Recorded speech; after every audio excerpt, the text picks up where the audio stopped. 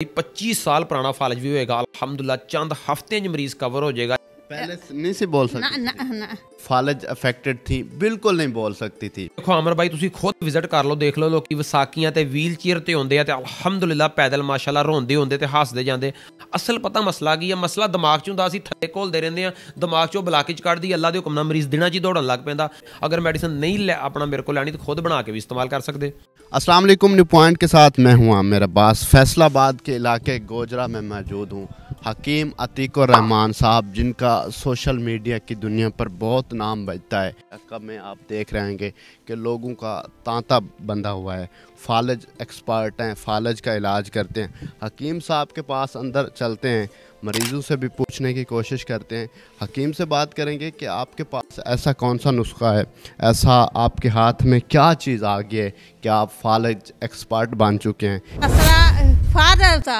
अच्छा नाज़रीन, मैं आपको बताता चलूँ कि ये माँ जी हैं जो कि फालज अफेक्टेड थी, बिल्कुल नहीं बोल सकती थी।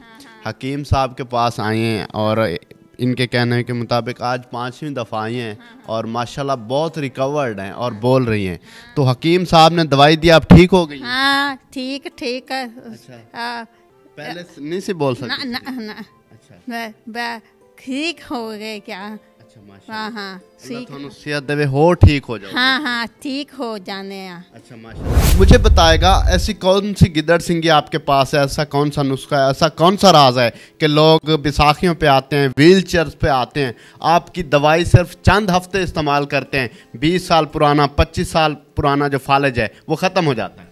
जी अस्सलाम वालेकुम आमर भाई। फालज का असल मसला, जिस मसले की समझ आ जाए फिर उसको मसला नहीं कहते। अल्हम्दुलिल्लाह हम मसले को समझकर उसके मुताबिक मेडिसिन देते हैं। लोग मालिशें करते फिरते हैं, फिजियोथेरापी कराते फिरते हैं, मुख्तलिफ तरह की एक्सरसाइज करवाते हैं। लेकिन मैं कहता हूँ कि फालज का जो मेन मसला होता है वो होता है टोटल दिमाग का। अगर दिमाग से आपकी ब्लॉकेज मुकम्मल ओपन है तो आप बिल्कुल ठीक है।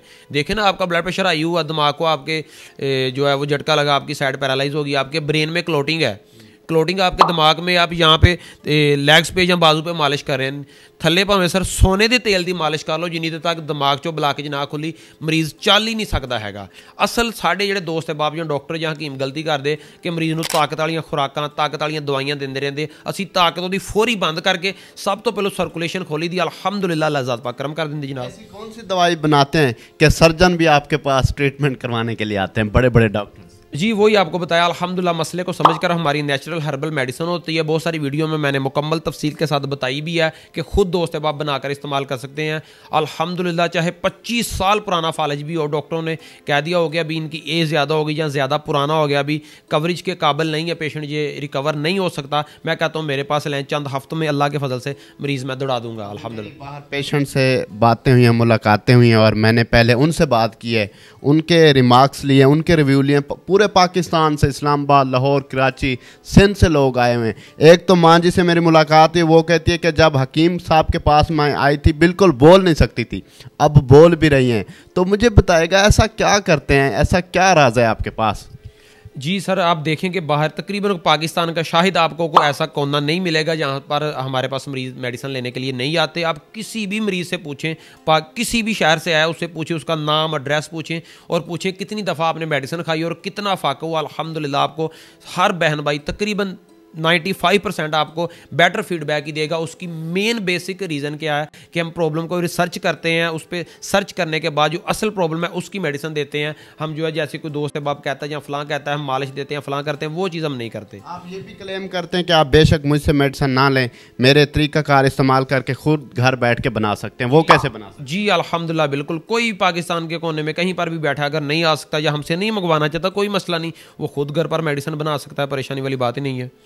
मुझे ये बता दें, अब पाकिस्तान के बहुत से शहर हैं जो लोग अब आप तक ट्रैवल करके नहीं आ सकते, वो आपसे ऑनलाइन चेकअप भी करवा सकते हैं या फिजिकल आना ज़रूरी है? सबसे पहली तो बात यह है कि अथेंटिक तरीका तो यही है कि सर आप फर्स्ट टाइम आएँ, आप हमारा दवाखाना देखें, विज़िट करें, आपको भी पता चले कि वाकई जो हकीम साहब दिखाते हैं, बताते हैं, वो रियल में है या सारा कुछ फेक है। एक तो आपको ये पता चल जाएगा, दूसरी बात ये है कि हो सके सबसे बेटर सोल्यूशन ये है कि आप दवाखाने पर आकर चेक करवाएं, वो सबसे बेहतरीन तरीका। अगर आपकी मजबूरी है, नहीं आ सकते, तो फिर हमारे नंबर्स हैं, उन पे आप कॉल करें। कॉल करने के बाद जो भी लड़का कॉल अटेंड करे उनको ये कहिएगा कि हमने ऑनलाइन चेकअप करवाना है, हकीम साहब से हमारी वीडियो कॉल पे बात करवाएं।